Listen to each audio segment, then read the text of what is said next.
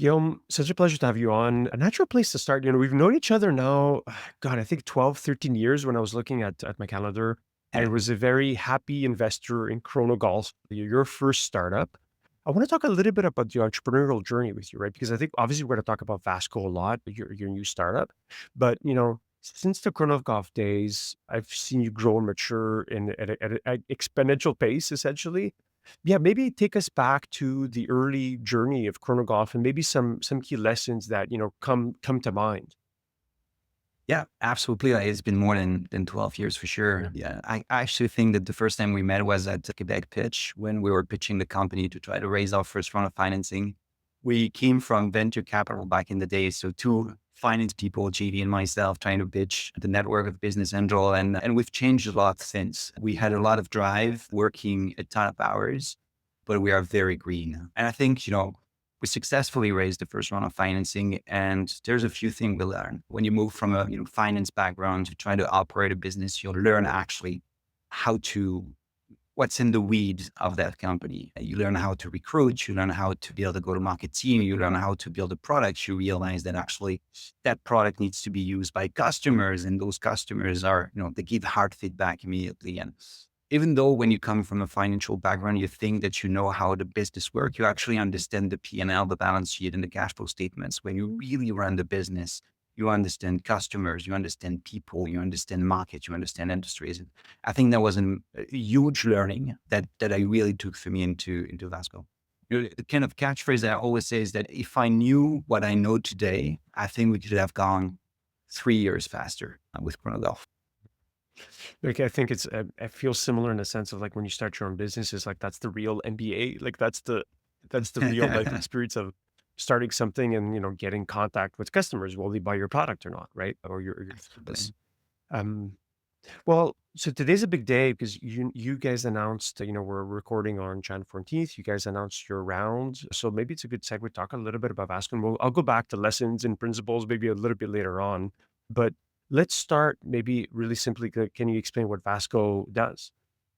Yeah, absolutely. So Vasco is an end-to-end revenue operation platform for go-to-market teams. So basically it helps you structure your go-to-market organization around the customer journey and derive insights so that you build a high velocity sales model. You talked about me about, my learnings from my past days. Well, Vasco is a product I wished existed when I was in Chronogolf. I don't know if you remember, but back in the days, we had kind of a haha moment. And it's the day we stopped treating sales as we need to hire salespeople and we're going to make revenue, right? And we're going to make targets. It's the day we started to be much more scientific about how we think about growing the company, specializing teams across the customer journey, having dedicated marketing teams, bringing qualified leads, having an outbound SDR motions, bringing pipelines, and then specializing sales in different motions, channels, and so on. And then having an implementation teams and a customer success team.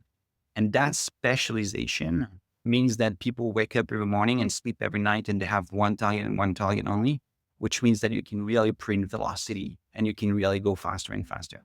And it's been really transformative. This is actually what got us to our last round of financing. And a year after, we had a successful exit to Lightspeed.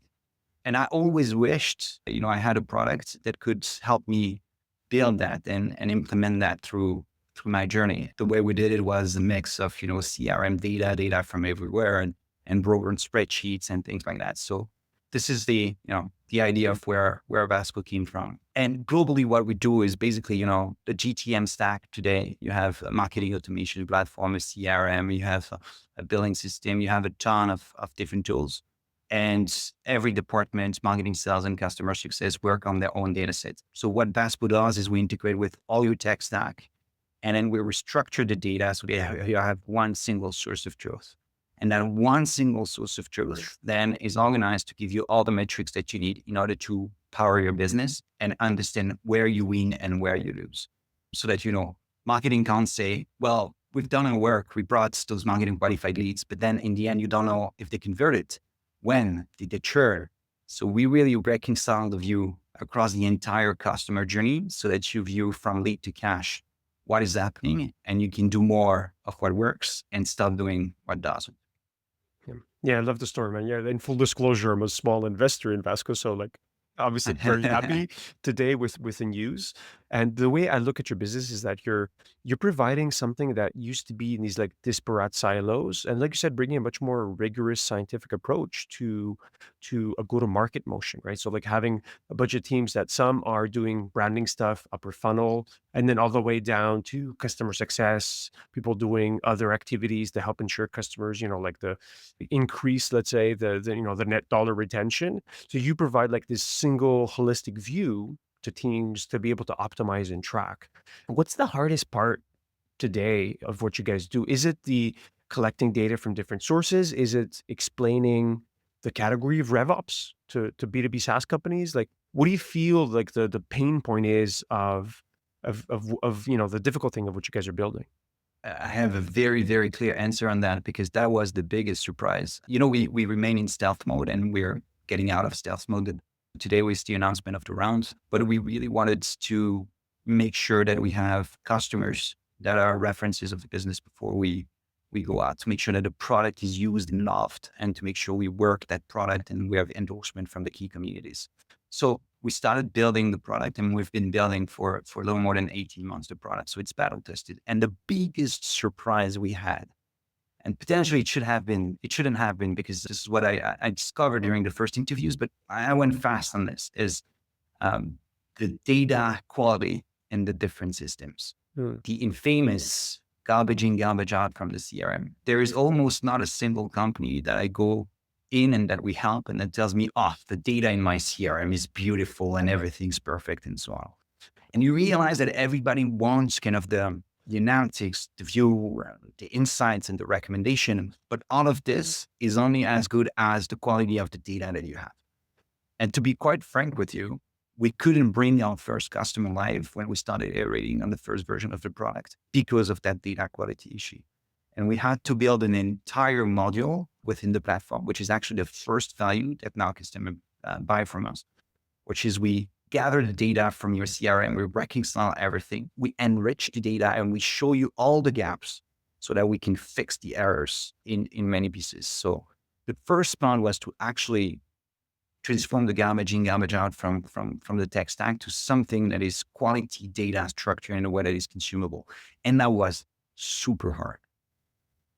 Yeah, I can imagine. I can imagine. And then how much of this have you been able to automate over time? Like I imagine a lot of it at first was, essentially doing it à la main, as they say in French, like doing it, like as a service component. Yeah. And maybe you could talk about some of the product features, like what I've seen, the latest investor updates, like some really cool stuff. I know you tried to automate it, but so yeah, leading question here. Of course. So it turns out that a lot can be automated. Like in the beginning, you get in the trenches and you realize that a lot of the things that you do are always the same. And the first thing we built within the platform was show you the gaps. So, you want to reports and you realize that you're missing a ton of elements, like you're missing dimensions that enable you to understand what's your ICP, like the persona, the job title, and things like that. You're missing channels. So you don't know where that lead came from. You're missing go-to-market motions, like all those things that you think you report on accurately. You realize that a lot of gaps are in the CRM and you can't extract data the way you need. So the first thing we did is surface that reality and show it to you. So you have a dashboard that shows you all the gaps and that gives you quick access to your data source in order to fix it. Then we introduced two new things, which is kind of a score, a radar that shows you the progress of your data integrity. So yeah, we gamify a bit this.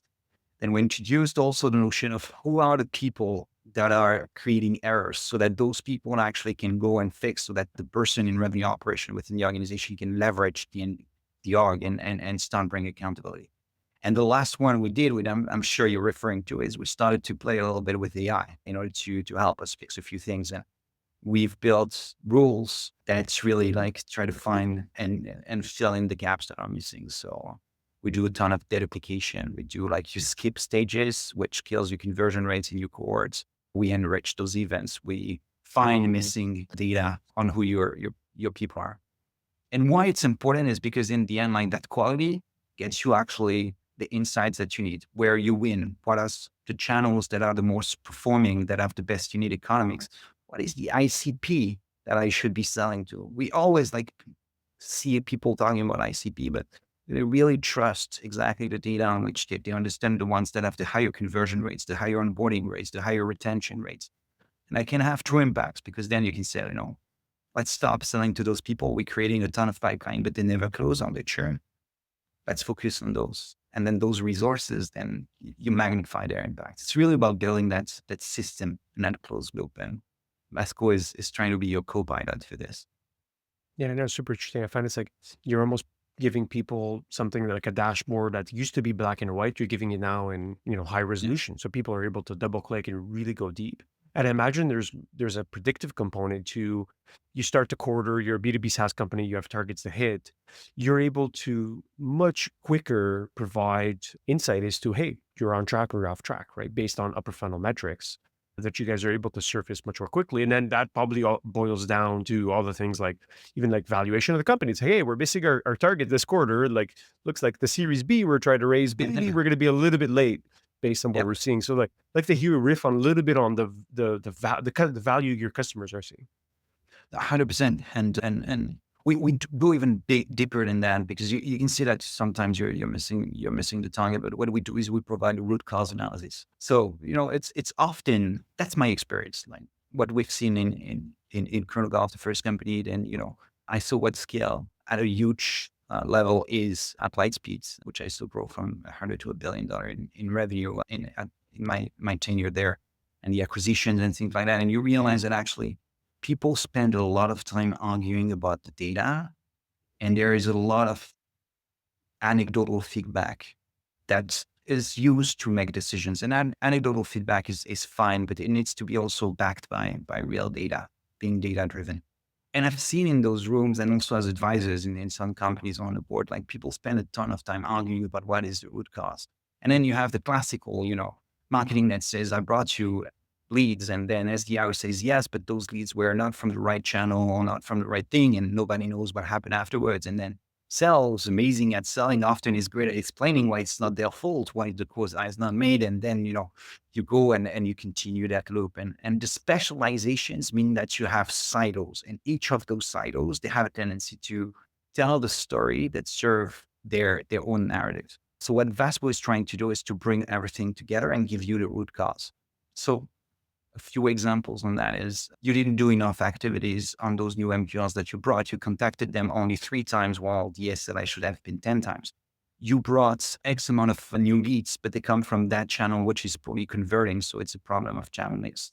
You didn't have enough coverage. So you have a lot of pipeline, but you did not have enough salespeople to qualify it and to close it. Or you didn't have enough people to onboard it. It really goes to that root cause. And I think what's really cool with the platform is that I know I can be sounding a bit complex as I'm speaking about this, but this is where AI is awesome, is we have the calculation in the proprietary algorithm, but then we use the power of large language models to articulate the story behind the data and to surface to you like the top 3, 4, 5 things that are the most impactful for your business. And we give that kind of guidance system to help them go through that.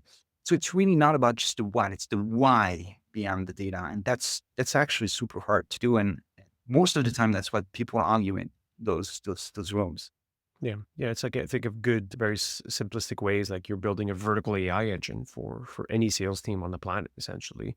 I know you're starting Absolutely. with B2B SaaS. Do you eventually see, because I know you have, a lot of room to grow in that category, but eventually will this be any company in the world that does sales, which is essentially every single use case? Like, how do you see the expansion beyond your current ICP?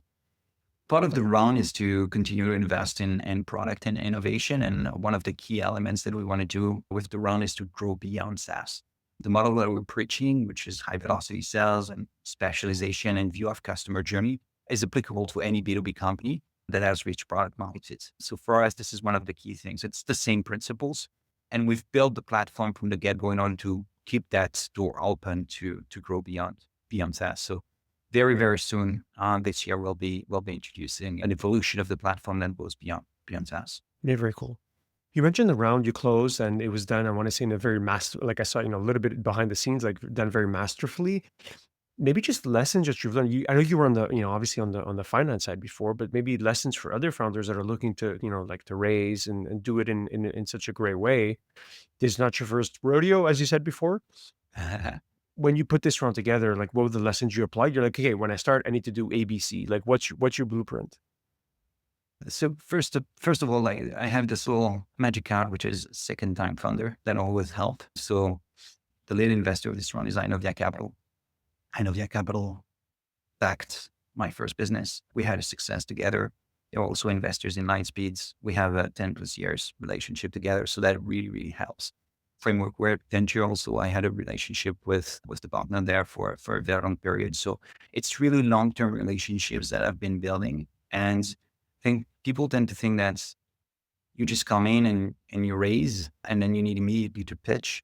All those people in the room, it's relationship with whom I have been speaking about that product, that projects have been sending updates very regularly, showing that we are meeting kind of the goals, the targets that we are doing the discovery. And through sharing those updates in a very transparent and very objective way, you build that trust. So then when you go and you actually pitch for a round, then you have that level of trust and relationship that has been built in the past. It's much harder when you need the money and then you start building those relationships and then you start building that trust. That trust was established for a very long period of time. And when the timing was right, it was Vasco, when we knew we had the right products in the right hands with the right references, with the right level of traction, then the conversations go very, very fast. And our run went very, very fast, but you can look at the time we spent raising and you can look at the time we spent building trust. And maybe that's kind of the hidden piece that people don't talk about now. That's it. Yeah, it's always all about the people and you mentioned relationships and maybe like I want to talk a little bit about the journey now. Like going back to that first meeting you mentioned with Osh Quebec when I met you and JD and seeing your career trajectory and what you've been building over the years has been nothing short of remarkable. So you mentioned the acquisition and Chronogolf, was bought by Lightspeed. And then the story I always like to tell, I don't know if I've told you this, but it's like I invest in this company, they get acquired, and then they essentially start running the company. The acquirers, like you and JD were like essentially upper echelon running, like one person running sales, the other one running product. What led you? You mentioned scratching your own itch, right? So like I think that's maybe part of the answer of why you decided to leave a good, safe company. Lightspeed's doing well, obviously. What led you down that path of like, oh fuck, I'm going to start another startup? Well, I always had in me to start another startup. I just spent more time in Lightspeed because I was enjoying my time there and I loved the founder, the CEO, and the people I was working with, and I loved the challenge. But for me, I always wanted to go back in the trenches, and it just took longer because I was enjoying very, very much the experience and the teams and the people at Lightspeed. So I'm forever grateful for the level of experience and the quality of people I've met in that part of my journey. But it might seem, a bit counterintuitive. I don't know. People ask me a lot of times, like, you've been there, you had your exit and you had a great career inside this company. What made you go back in the trenches and sacrifice everything and go back? And I don't know how to tell you this, but this problem that we're working with, go-to-market execution, I feel is one of the biggest problem that any B2B company live. And I just had that frustration of hearing myself repeat the same things over and over in companies I was advising or on the board and trying and seeing that, I was missing kind of a product that I could be using as a forcing function to do things the right way. So it was based on something I wanted to exist in the world. And maybe you have that same view, but I think especially in Canada, we are phenomenal, like building great technology. But at the commercialization stage, this is where most of the times things stop, and where we're getting a bit caught. I think, yeah, again, go-to-market execution is one kind of the top priority of any founders here. And in B2B, contrarian to B2C, go-to-market fit is as important as product market fit. And I think it's super important to really emphasize that. In B2C, you have that inherent virality effect, which means that if you have a phenomenal product, people share it, and virality, I'm simplifying because you have techniques in order to do that. But in B2B, that virality effect exists. It's word of mouth, but you need to engineer a phenomenal customer experience that comes from selling to delivering the product to delivering continuous impact and to expanding, right? And it's a massive lift, which is as important as product market fit. And most of the time it's an afterthought. So I think Vasco, if we succeed in our mission, we can actually place a little dent into that world and increase the chances of success of startup and scale up by increasing their odds of success after they find product market fit to get to go to market fit and then sustain go to market fit at scale. Because what you realize is sometimes you find go to market fit and then you reach 10 million of AR and you need to go to 50 to 100 million. You need to diversify your channels, add motions, you need to increase your ICP and so on. And sometimes companies lose go to market fits and pro efficiency. And this is where we see today a ton of those companies that have to go through brutal, like cash flow positive turnarounds and stories that break their growth. So yeah, I don't know. I want that product to exist because of that. That's kind of the personal answer. And I lived that experience firsthand in my own company, but also in other parts of my life. We're using Vasco for Vasco. So yeah, I was think one of that's my it. it was one of my pre-prepared questions as like how you use Vasco, like how you dog food your product internally. I imagine that your sales channels, right? Like, the communities you're in, your pay channels, all this funnels into Vasco. We use Vasco every day to make decisions about how to grow Vasco. And you know what's even more fun is that all our engineers in the team, now they understand go-to-market perfectly. So they all understand the jargons, they all have access, they see all the data, and everybody in the company is aligned on what we need to deliver because everybody has access to actually the tool that help us get there. So it's kind of fun. It's kind of cool. If there's a feature we don't like or an experience we don't like, we just go to the engineers, which are at the next side of the road, and they're invested into making sure we solve for it. And that closed loop feedback when you use your own product is kind of a superpower that we really love. Yeah. Yeah. You mentioned, like, capital efficiency as what you guys are helping startups and B2B SaaS companies be, right? Like you're essentially, instead of just throwing a ton of money and figuring out go to market, it's like you're helping be much more capital efficient. Gives me the idea. It's like, oh, maybe one day Vasco should also be a fund itself, because then you'll identify which your customers are hitting that inflection point and before they start their fundraise process. I don't know, I'm just spitballing ideas, but It would be closing the loop back to my first years into venture capital. What we do though is that we have some funds with whom we have a great relationship, and they send us some companies that need help on go to market structuring, organization, and measurements. So funny enough, like those companies, we're getting a network of investors and actually getting close to Vasco because it helps their portfolio companies get that lift to go to market fit and scale it, but also get the feedback loops for them to be ready to get to their new round. So far, no funds are on the horizon. We prefer to partner with VC funds if they really want to have access to top companies that are doing things the right way. yeah, just interesting idea. How do you think about the exit question, right? Like, I'm not going to ask you like, okay, what's your plan? Do you plan to IPO or you get acquired? Like, I think it's a very kind of like, classic question, but you just raised it around, you get that question, I imagine. Like, how do you address it? Like, and not in the investor pitch deck, in terms of like, what does Guillaume think about it? Is this like, do you think about it like, oh, I'm building a startup, I want to have success, maybe I'll have a new idea? Or do you think about it more like life's mission? This is something that I really believe needs to exist. And if it works, it's going to work. And like, I don't need to worry about the exit, at this moment. Like, yeah, how do you think about that question?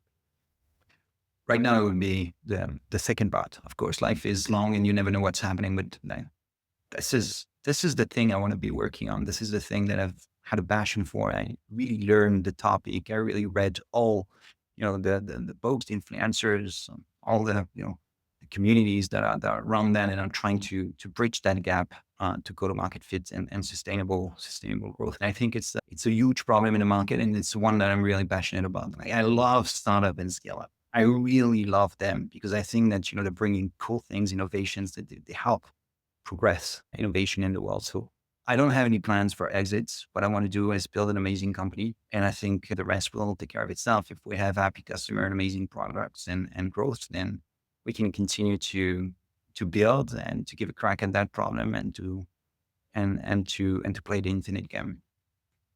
You mentioned, your return, second time entrepreneur. and you said you'd be going faster, you're going to be much faster this go around. Maybe double click on what you meant by that, like at a more tactical level, lessons that you picked up. Really, I'll leave it wide open in terms of how you answer a question. But yeah, curious to hear. Okay, like I'm able to better hire faster or better, and like I'm able to do a better go to market using Vasco. But curious to see where you see the value of like, okay, I have some scars and some lessons I've learned. Yeah. Well, I can give you a few examples to make it very tangible. First thing, we started the company not today with the announcement. It's been a while we've been working on that problem. And instead of going to the markets and trying to announce everything, and then you don't have a product that people like and want, and then you do a pop and drop and you realize that you've been on the market for 6 months, you try to build something that is amazing. You try to understand your customers. You run a ton of user interviews and you iterate with them. And that is the most important things. Then you try to get your first user on board and you spend personal time with all those users, to make sure you understand their problem and you fix it and you fix it and you fix it. So you don't spend time trying to build a sales engine, a PR machine and everything until you have built something that people want. One of the cool tricks, by the way, is I wanted to rewire my brain when I started Vasco with Sebastian, because I've seen scale and then, you get into that motion of you need to build everything for scale. So I knew I was in a different place and I watched a ton of videos coming back from the Y Combinator kind of platform, to rewire my brain of do things that don't scale, build something that people want. How do you do great users interviews? And, doing that foundational work prevents you from running in many directions and doing a millimeter of progress. You know that sequence one is build something that people want. And by the way, it took longer than we expected. Coming back to the data integrity and the garbage in, garbage out, like we didn't plan on having to build an entire module just to bring our first customer live. But imagine we got in the market and then, some reason you lose 80% of your customers on the first 6 months, then you don't have a business and you've wasted a ton of resources, times, and people. The second piece is you'll try to be everything for everyone. What we're trying to do is really understand who our ICP is and trying to really solve truly for a cohort of users. I think it's more important to have 10 customers that really love you than 100 that says, meh, it's okay. And then on those 10 customers, they become 20, 30, 50, and then 100, but on the same way. So learning how to say no so that we say yes. But when we say yes, we say it like very big yes, and we commit to getting there. And we don't try to run in every direction. It's funny because, the first company you saw us work, like we were working 80 to 100 hours per week trying to, but I see also all the wasted time on the things like the foundations we hadn't built. We were jumping in every trade shows, going in every direction, trying to run after every sale, changing roadmaps for every new features that customers wanted. And for a second company, you cannot understand what are the key things that you need to lift and sequence the problems. So for instance, like we only made our first GTM hire when I knew we had a product that people want. And then we unlocked something else. Can we build a predictable pipeline of people who actually want that solution? Can that pipeline be closed at a predictable close rate so that we do understand that if we accelerate that, we are ready to go and not try to burn stages. So a few concrete examples here and there, but the last one I did, which was interesting, is I always regretted, was one of my primary regrets in Chronogolf, is we never invested in HR soon enough, and especially in talent acquisition. I think when you're a startup, talent is the most important thing. We are lucky enough that a lot of the talent and the network, the people who work in Vasco come from Sebastian and I and our network, like pre-existing relationships. So we have those amazing and great people that join the company. But as you're going to be scaling, making sure that you keep that talent density is super important. So one of the first hire we're making, and we've made actually toward the announcement of the round, before we recruit anyone else, was to recruit the recruiter, a person who's going to help us scale an amazing recruitment process and get access to the best talent. So yeah, I could go on and on for like, I don't know, an hour, but those are a few examples.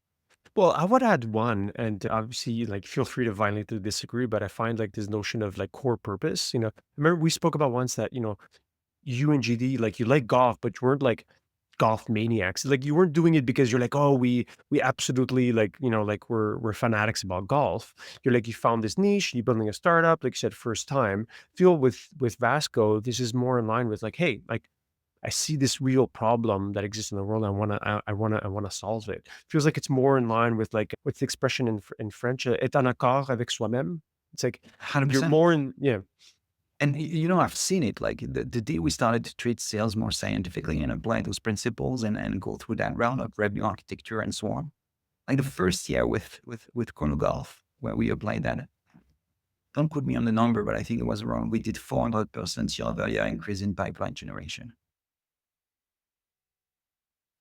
Like this is how transformational this is. And then we Mm, saw close rate go. And then we opened up new channels and we continue. Again, between the last round of financing, we raised the last round of financing for Chronogolf in 8 weeks from first conversation to paper signed. And 12 months after, we found a home for the business in Lightspeed. mm, And we had a great product and great product market fit, but this is like sales became so predictable, an engine, a machine, and so on. And we knew exactly what to do, where to press, and that acceleration you've seen as an investor of the company was transformational. And then I started going through a route where the VCs that saw us implement all those things, they asked me to coach some founders and some CRO and things like that. And I found myself repeating the same thing over and over and over again. And I knew that they would retain just 15% of it. And the ones that really went through are the ones where I could be really an advisor or on the board and would spend every week with one of the founders or the CRO, to coach, and then they would go through it. But the other ones, they would continue their route and most of the time they couldn't apply that. So for me, that product is a personal why. Like if we do that product, we solve for one of the biggest problems is I have an amazing product and I'm missing the gap at commercialization. And I think the worst, by the way, is some companies, they have built and they find go-to-market fits kind of by luck. They have that one channel that kind of work and they continue and it's kind of easy. But then they reach like kind of 10 million of AR. And for some reason, the same thing stopped working. And now they have to understand and reverse engineer back that loop and get to that knowledge, but with bigger problem because bigger AR means bigger problem.